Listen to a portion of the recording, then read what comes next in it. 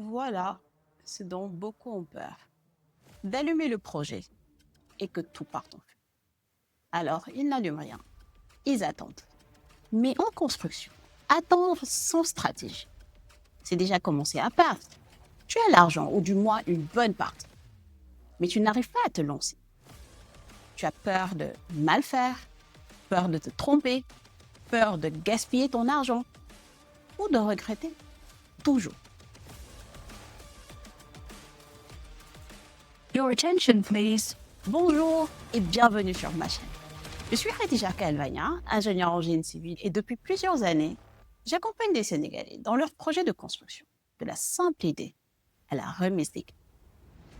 Si tu restes jusqu'à la fin de la vidéo, je vais te dévoiler 5 erreurs que je vois tous les jours sur le terrain et qui font perdre beaucoup de temps, de l'argent et parfois même le terrain lui. Et surtout, je vais te montrer comment les éviter, même si tu n'es pas dans le métier. Et même si tu n'as pas encore tout le budget. Au Sénégal, des milliers de personnes ont déjà quoi commencer. 5, 7, 10, parfois même 20, mais elles n'osent pas faire le premier pas. Pourquoi? Parce qu'on leur a dit que ce n'était pas assez, ou parce qu'un cousin s'est fait arnaquer, ou tout simplement parce qu'elles manquent de repères fiables. Mais construire, ce n'est pas une question de chance, non. C'est une question de méthode. Et quand tu connais les bonnes étapes, même un petit budget peut t'amener très loin. Voici maintenant les 5 erreurs à éviter absolument. Le tout premier, lancer un chantier sans plan d'architecte. Même un F2 ou une maison R+0 a besoin d'un bien pensé. Ce n'est pas une formalité, c'est ta carte routière pour éviter les erreurs, placement, d'orientation et de ventilation. Le deuxième point, négliger l'étude de sol.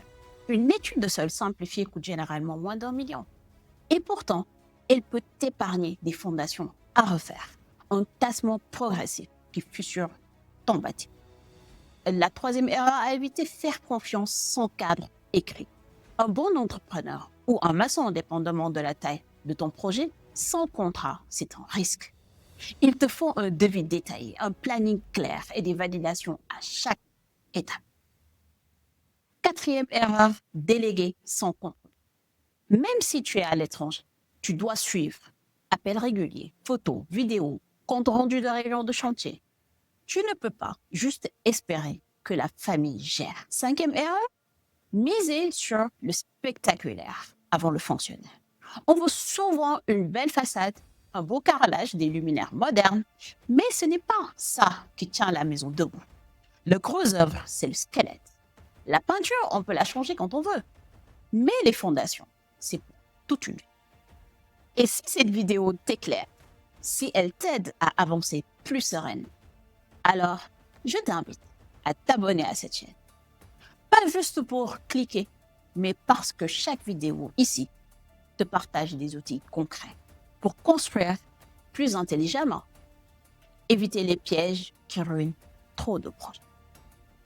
Et pour aller encore plus loin, je t'invite à rejoindre ma communauté privée sur Telegram qui s'appelle les futurs bâtisseurs. C'est un espace pour partager des retours d'expérience et recevoir les bonnes informations au bon moment. Le lien est dans la description. Pour un petit rappel, je suis Khadija Kalvania et ma mission, elle est toute simple.